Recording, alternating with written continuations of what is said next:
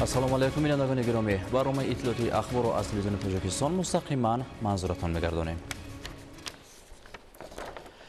равандҳои ҷаҳонӣ собит менамоянд ки ҷомеаи ҷаҳонӣ таваҷҷӯҳи худро ба мушкилоти вобаста ба обу иқлим равона намуда, ҷанбаҳои гуногуни ҳалли масъалаҳои марбутро ба рӯзномаи ҳадафҳои рушди устувор ворид намояд. Конфронси сеюми байналмилалии сатҳи баланд оид ба 10-солаи байналмилалии амал об барои рушди устувор солҳои 2018-2028 ки дар чаҳорчӯби раванди оби Душанбе баргузор мегардад, сиёсатмадорон, коршиносон ва олимони сатҳи байналмилалиро ба ҳам меорад. субҳи имрӯз аллакай як гурӯҳ сиёсатмадорон ва олимони сатҳи байналмилалӣ ҷиҳати иштирок дар конфронси сеюми байналмилалии сатҳи баланд оид ба 10-солаи байналмилалии амал об барои рушди устувор ба ҷумҳурии Тоҷикистон ташриф оварданд. гузориш дар ин хусус. имрӯзҳо пойтахти ҷумҳурии Тоҷикистони соҳибистиқлол шаҳри Душанбе боз дар сархати расонаҳои ҷаҳонию минтақавӣ қарор дорад. дар доираи ташаббусҳои байналмилалии Тоҷикистон шаҳри Душанбе бори дигар ба маркази тасмимгириҳои сатҳи ҷаҳонӣ табдил ёфт. барои иштирок дар конференсияи сеюми байналмилалии сатҳи баланд оид ба татбиқи 10-солаи байналмилалии амал об барои рушди устувор солҳои 2018-2028 ба ҷумҳурии Тоҷикистон раиси иҷлосияи 78-уми маҷмӯаи умумии Созмони Милали Муттаҳид, муовини президенти ҷумҳурии Замбия, муовини якуми президенти ҷумҳурии Зимбабве, раиси палатаи қонунгузории олии маҷлиси ҷумҳурии Ӯзбекистон, директори минтақавии бонки олмонии рушд дар Осиёи марказӣ, дабири кулли созмони ҳамкории иқтисодӣ, ҳамчунин узви президиуми Босния ва Ҳерсеговина, президенти гурӯҳи бонки исломии рушд, котиби давлатии Ватикан, мудири иҷроияи комиссияи иқтисодӣ ва иҷтимоии Созмони Милали Муттаҳид барои Осиё ва Уқёнуси Ором, вазири муҳити зист, об ва кишоварзии Арабистони Саудӣ ва дигар меҳмонони воломақом ташриф оварданд. Already to me, the question shows that we are still living in some kind of past. мо тавассути ҳамчунин ба ҳам омаданҳо ва дарёфти роҳҳои нави ҳалли масъалаҳои мубрам бештар нерӯ мегирем. барои амал кардани як зумра корҳои назаррасиро ба сомон расонидан, чун об муҳимтарин ҷузъи ҳаёт барои ҳамешагӣ аст ва вақте гап сари таъмини башарият ба об меравад, бояд манзараи имрӯзи сайёраро бубинем бо ҳама мушкилоту камбудиҳояш ва бо муосиртарин роҳҳои ҳал ва навтарин усулҳо метавон обро ба дигар минтақаҳо, ба дигар халқу миллатҳое ки камбудии ин неъмати табиъиро доранд таъмин намуд. раҳмат ба ҳукумати Тоҷикистон барои чунин пешниҳодҳои саривақтияшон ва аллакай мардуми сайёра аз ташаббусҳои шумо дар сатҳи ҷаҳонӣ огаҳӣ доранд. табиист ки баъзе минтақаҳо аз сарватҳои обӣ бой ҳастанд ва баъзе манотиқи дигар аз набудани чунин манбаъҳои обӣ ранҷ мебаранд. мақсад ҳам ҳамин аст ки ин манбаъҳо ва сарватҳо оқилона ва самаранок истифода шаванд барои наслҳои имрӯз ва наслҳои фардо. We have come for the water conference. чуноне огоҳ ҳастем, моҳи марти имсол конфронс оид ба об баргузор шуда буд ва пешниҳоди кишвари шумо дар бораи баргузор шудани конфронси оби Созмони Милали Муттаҳид дар пойтахти Тоҷикистон шаҳри Душанбе ҷонибдорӣ шуда буд. дар воқеъ об дар меҳвари мубрамтарин масъалаҳои имрӯз қарор гирифтааст ва ба ҳама кишварҳо маълум аст ки шумо миқдори кофии оби ошомиданӣ на танҳо барои мардум, балки барои рушди соҳаи кишоварзии худ доред. бо ин мақсад мо ба ин конфронси об омадем, то бо намояндагони дигари давлатҳову ташкилотҳои алоқаманди Созмони Милали Муттаҳид мубодилаи васеъи афкор дошта бошем. албатта дар ин баробар имкониятҳои ҳамкориҳоямонро бо Тоҷикистон низ баррасӣ хоҳем кард ки дар кадом бахшҳои иқтисод ё дигар соҳаҳо мо метавонем ҳамкориҳои судманде дошта бошем. ташаккур ба ҳукумати ҷумҳурии Тоҷикистон барои ташкили чунин чорабиниҳои сатҳи баланд. طبق معلومات برای انعکاس این چاره‌بینی سطحی بلند بین‌المللی نزدیک به 300 نفر نمایندگان وسایط اخبار عامه تاجیکستان و کشورهای خارج نامنویس شدند. طور قبلا اطلاع دادیم در کار این چاره‌بینی سطحی بلند بین‌المللی اشتراک زیاده از 2000 نفر از هیئت‌های رسمی بیش از 100 دولت اعضای سازمان ملل متحد، راهبران و کارشناسان و تحلیلگران مسائل آب و اقلیم از 62 تشکیلات و سازمان‌های منطقوی و بین‌المللی پیش بینی شده است. شهر دوشنبه سیومین کنفرانس بین المللی سطح بلند اوید با آب و اقلیم را میزبانی میکند. ابراهیم نظرالله زاده وابسته به هدف 10 ساله بین المللی عمل آب برای رشد استوار سالهای 2018-2028 گزارش آماده کرده است. توجه نمایید. از 10 تا 13 ایون سال روان پایتخت جمهوری تاجیکستان شهر دوشنبه میزبان چهاربینی بین المللی سطح بلند کنفرانس سیوم بین المللی سطح بلند اوید با 10 ساله بین المللی عمل آب برای رشد استوار سالهای 2018-2028 هدف 10 ساله بین المللی عمل آب برای رشد استوار سالهای 2018-2028 توجه بیشتر نمودن به مسئله های مربوط به آب و سهم گذاشتن در تطبیق هدفهای رشد استوار به خصوص هدفهای رشد استوار 6 آب و بهداشت می باشد که دسترسی و اداره کنی استوار آب و بهداشت را برای همه بررسی می کند. انتظار می رود که نتیجه کنفرانس در تلاش‌های جهانی برای حل مشکلات آب و مساعدت برای رسیدن به هدفهای رشد استوار سهمی مؤثر گذارد. کنفرانس که از جانب حکومت جمهوری تاجیکستان در همکاری با سازمان ملل متحد و دیگر شریکان بین المللی در دایره روند آب دوشنبه تشکیل کرده می شود، پلتفرمای بی‌نظیر برای پیشبرد نتیجه های کنفرانس آب سازمان ملل متحد 2023 و تهیه عهده‌داری‌های نو خواهد بود تا مشکلات گلوبالی آب را حل نمایند. هدف کنفرانس تقویت سعی و تلاش‌های مشترک و دستگیری اجرای عهده‌داری‌های اختیاری در روزنامه کنفرانس آب سازمان ملل متحد ثبت شده، اینچنین هوسمندگردانی شریکی نو و سرعت بخشیدن به عملها برای نایل شدن به هدف‌های آب در روزنامه رشد استوار تا سال 2030 میباشد. بشبهه نتیجه کنفرانس سیوم دوشنبه کامیابی‌های به دست آمده کنفرانس آب سازمان ملل متحد 2023 را تحکیم بخشیده با قبول عهده‌داری‌ها و اقدام نو در ساحه ذخیره‌های آب مساعدت می‌نمایند. در کنفرانس سیوم بین المللی سطح بلند اوید به 10 ساله بین المللی عمل آب برای رشد استوار سالهای 2018-2028 کشورهای اعضای سازمان ملل متحد، نمایندگان نهادهای سازمان ملل متحد، سازمانهای بین المللی و منطقوی، نهادهای مالیوی، دایره‌های تجارتی، جامعه شهروندی، تشکیلات خواجگی آب و دیگر جانب‌های منفعت‌دار بخش‌های گوناگون که ساحه‌های آب، انرژتیک، تندرستی، آذوقه‌واری، مالیه، اقلیم، محیط زیست، صنعت، علم، معارف را نمایندگی می‌کنند، اشتراک می‌نمایند. دیگر موضوع در ناحیه جیهان جمع‌آوری حاصل غله‌دانگی، پولزی و سبزوات ادامه دارد. امسال موافق دورنما کشاورزان ناحیه در 8000 گکتار زمین کشت تکراری زراعت را به راه می‌مانند. ادامه موضوع در گزارش همکارانمان. فرهنگی بلند زمینداری و سهمداران زیاده از 4000 خواجگی دهقانی ناحیه جیهان امکان فراهم می‌آورد که در یک سال از زمین حاصلخیز دیار زیاده از 3 حاصل گرفته همه فصل سال در صحرا کار با جوش و خروش ادامه یابد. عین زمان کشاورزان اصیل ناحیه و جمع‌آوری حاصل غله شروع کرده تلاش دارند که سری وقت حاصل گندم را جمع‌آوری نموده در جایش جواری مکه برای دان یا کشت تکراری پولیزی و سبزوات را به راه مانند. با استفاده از چاره‌بینی‌های درست اگرتکنیکای پرورش و تخمی‌های با صفت سالهای آخر خواجگیداران از کشت غله حاصل فراوان به دست می‌آورند. میدان غله‌زاری ناحیه جیهان با 2000 گکتار دامن پهن کرده است و امروز در صحراها جمع‌آوری حاصل غله با مرام ادامه دارد و خواجگیداران مقصد دارند که حاصلناکی را از هر یک گکتارش به 45-50 سانتی‌متری رسانند.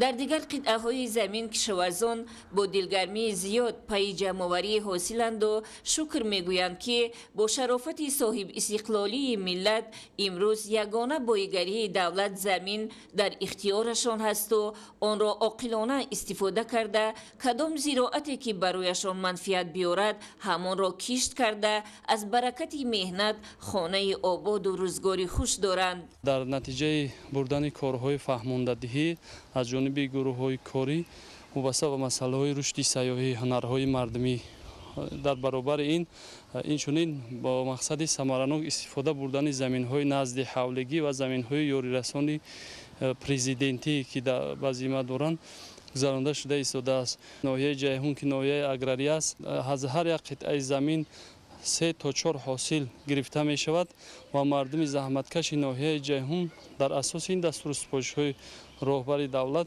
کوشش کرده ایستادند که مهنت زحمت کرده کشیده در هر یک زمین نزد حولگی یا خوجگی یا ریاستانی پرزیدنتی سر ثمراناک استفاده برده تا 3-4 حاصل گرفته ایستادند. با قبل کشاورزان امسال نتیجه مهنتشان ثمرآور بود و از جمع‌آوری حاصل کارتوشکا و پولیزی فایده بهتر به دست آوردند. امروز از سر زمین یک دانه تربوز را دهقان میتواند 15 تومانی به فروش برآورد و صاحبکاران از شهر دوشنبه و ولایت سوخت و دیگر نواحی محصول زحمت دهقان را خریداری نموده با نرخ دسترس به بازار میبرند. خوجگیداران ناحیه جیهون امسال میدان کشت پولیزی ها را به 1650 گکتار رسانیده از گکتارش می توانند 400-450 سنتیمتر حاصل به دست دارند. امروز از سر زمین دهقان یک دانه هندله را 3-4 سامانی به سودا می گذارد و از ثمر مهنت خیلی قناعتمند است. در این ناحیه اقلیمش گرم با جلب سرمایه داخلی و خارجی و سهم صاحبکاران محلی بنیادی باغ‌های معاصر به منفعت است، زیرا میوه‌های این سرزمین خیلی شیرین و بالذاتند و از همه پیشتر پخته میرسند و خوجگیدار از حساب صادراتش صرف و خرجش را در مهلت کوتاه میتواند برقرار کند. البته به حالت یکمی انوار سال 2024 ما حساب زمین‌های پرتو، زمین‌های چراگاه و زمین‌های غیر کشاورزی 102 گکتار قطعه زمین به گردش کشاورزی وارد نموده. امسال در نظر داریم حساب زمین‌هایی که در اختیار جدیم اتحادیه اگراری وادی زرین میباشد باز 1000 گکتار دیگر زمین به گردش کشاورزی وارد نموده. سال 2024 یک تا خوجگی دهقانی سمتش باغ پروری حساب زمین‌های چراگاه در میدان 490 گکتار تشکیل نمودیم که ما میتوانیم با سرمایه داخلی و جلب متخصصان خارجی باغ‌های اینتنسیوی و سوپر اینتنسیوی با آبمانی قطرگی کار شروع کردگیم که الکی یک قسمی کاراشون رفته ایستاده. امسال خوجگیداران مقصد دارند تا 1000 گکتار زمین بیکار خوابیده را از خود کرده در تامین سبد استعمالی تا جای سهم گذارند. برای مردم زحمت پسند این ناحیه یک وجب زمین کارم آبی به طلا برابر است، زیرا از کشت اساسی و تکراری فایده خیلی خوب به دست می‌آورند. در برابر کشت و استحصال سبزیجات بروقتی، پولیزی ها و میوگی های بالذات، دهقانان ناحیه جیهون اهمیت استراتژی و منفعت بیشتر اقتصادیش را به نظر گرفته امسال میدان کشت پنبه‌دانه را به 7490 گکتار رسانیدند. خرسندی بخش آن است که 5000 گکتار زمین کشت پخته امسال با راه آبمانی قطرگی و زیر پلیونکا به راه مانده شده است. پختکاران امید دارند که با این اصول پرورش حاصل فراوانتر به دست آورده در تامین کارخانه های صنعتی با اشیای خام وطنی سهم می‌گذارند. جمع‌آوری محصولات کشاورزی امروزها در ناحیه دوستی ادامه داشته. همه روزه صاحبکاران محصول دسترنج دهقانان را در بازارهای استعمالی حدود مملکت به فروش برآورده قسمی از آن را به خارج کشور صادرات می‌کنند. سمندر شایف و اسکندر سعید گزارش می‌دهند.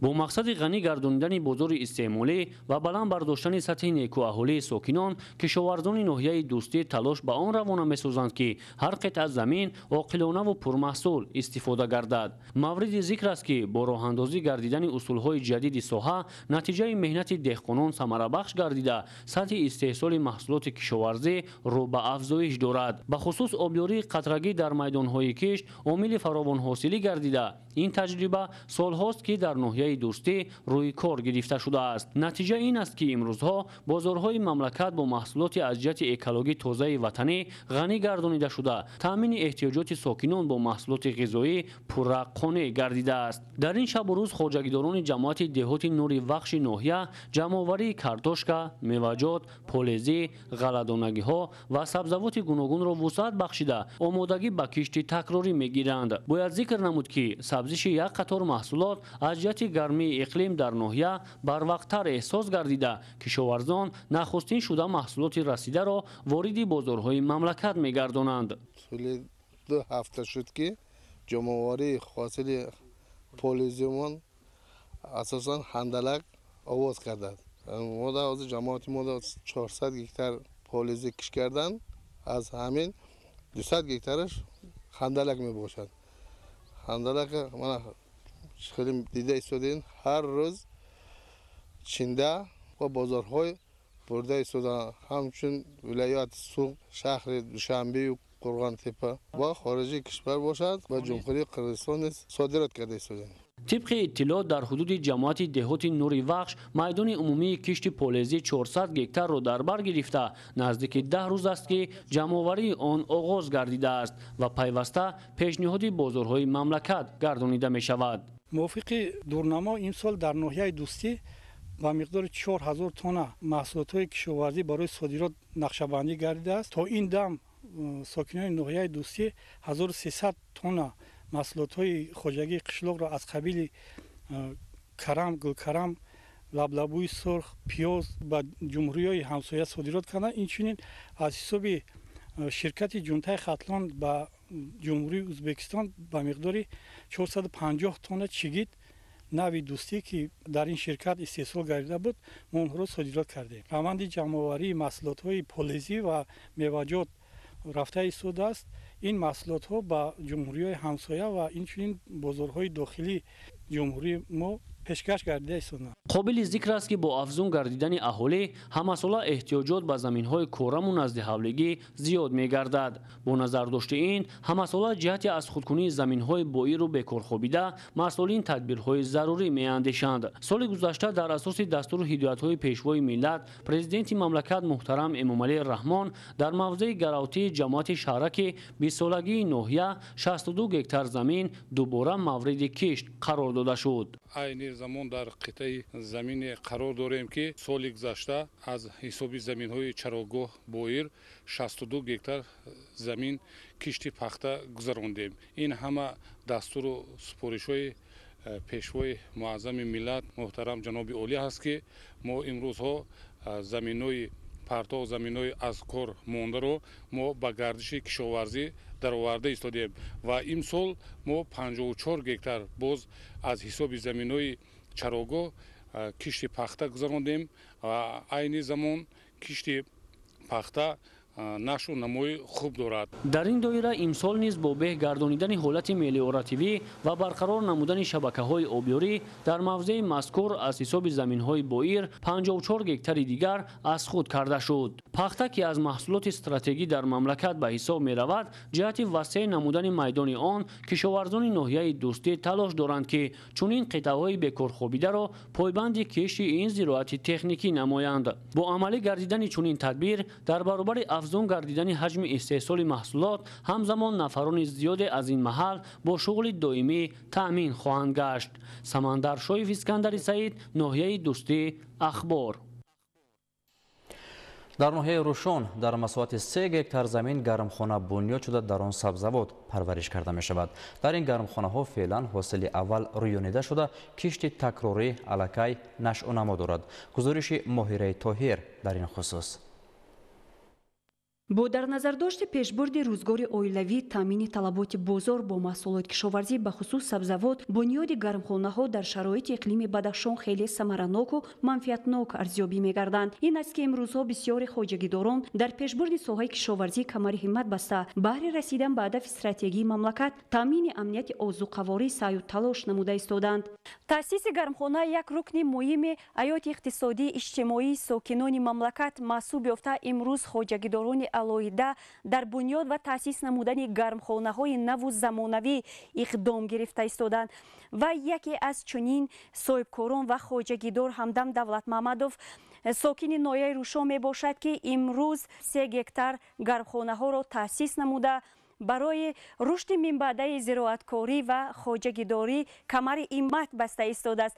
Ва имрӯз чуноне ки шоҳиди ол ҳастем, ки дар гармхона қарор дорем ва ин гармхона дар масоҳати 1.5 гектар доман густурдааст ва дар ин ҷо помидор, бодирин, кабудӣ, булғорӣ ва дигар сабзавот дар ҳоли кишт ва нашунамо қарор доранд ва аллакай ба миқдори муайяни кабудӣ кишт карда шуда ба фурӯш ва содирот бароварда шудааст. Айни ҳол дар гармхонаҳо кишти помидору бодирин, кабудӣ, гулкарам, булғорӣ ва дигар сабзавот хуб бароҳ монда шуда, аллакай кабудиву бодирин ба фурӯш бароварда шуданд. Гармхона бо ҳамаи талаботҳои муосир сохта шуда барои парвариши маҳсулоти кишоварзӣ хеле мувофиқ гардонда шудааст. имсол соли дуввум аст ки мо дар ин ҷо парвариши сабзавот ва маҳсулотро ба роҳ монда истодаем. айни ҳол дар гармхона сабзавотҳои ба монанди помидор, бодиринг, қаламфури, булғорӣ ва дигар намуди сабзавот парвариш ёфта истодаанд. аз охири моҳи июн ҳама намуди сабзавот чӣ булғорӣ, помидор ва бодиринг ба бозорҳои ноҳия ва дигар бозорҳои вилоят ба фурӯш бароварда мешаванд. маҳсулоти гармхонаҳо дар ноҳияи Рӯшон ва бозори шаҳри Хорух шӯҳрат пайдо намуда харидорони худро доранд. Хоҷагидор ният дорад таҷрибаи гармхонадории хешро дар ҳудуди ноҳияи Рӯшон ривоҷ дода, ба ҳамин васила баҳри таъмини маҳсулоти тару тоза дар фасли тобистону тирамоҳ мусоидат намояд. Имсол усули нави парвариши сабзавот барои серҳосилгардониро истифода мебарад, ки онро биогумус меноманд. ин усулро аслан аз боқимондаҳои растаниҳо тайёр карда, ҳамчун нуриҳои табиӣ барои осилнокии зироатҳо истифода мебарад. Сабзавоткор ният дорад, ки сол аз сол масоҳати гармхонаҳоро зиёдтар намуда, дар фасли зимистон ҳам истеҳсоли маҳсулотро ба роҳ монад. таҷрибаҳо собит сохтанд, ки бо ташкили гармхонаҳои хурд ва оқилона ба роҳ мондани парвариши сабзавот метавонад ҳам манфиати хуби иқтисодӣ бардошту, ҳам ба таъсиси ҷойҳои нави корӣ муваффақ шуд. ноҳияи Рӯшон аз ҷиҳати мавқеи ҷуғрофӣ барои ривоҷ додани соҳаи кишоварзӣ мин ҷумла барои равнақ ёфтани соҳаи зироаткорӣ хеле мусоид буда, натиҷаҳо собит сохтанд, ки дар ин ноҳия нисбат ба дигар ноҳияҳо таъсиси гармхона як манбаи асосии даромади хоҷагидорон маҳсуб меёбад. ин аст, ки имрӯз аз ин гармхона хоҷагидор самараи хубро ба бор оварда метавонад даромади софро ба даст биёрад. новобаста аз номусоидии боду ҳавои имсола ва сардии иқлим, хоҷагидор тавонист, ки ба миқдори муайян дар ин ҷо маҳсулоти кишоварзиро парвариш намуда, бодирингро ба истеҳсолот аллакай баровардааст ва дар оянда ният дорад, ки ҳаҷми истеҳсолотро зиёд намуда маҷмӯи киштро бозам равнақ бахшад ва содиротро зиёдтар ва васеътар ба роҳ гузорад. бинандагони гиромӣ, дар ҳамин ҷо барномаи ахбор ба анҷом мерасад. муваффақу хонаобод бимонед.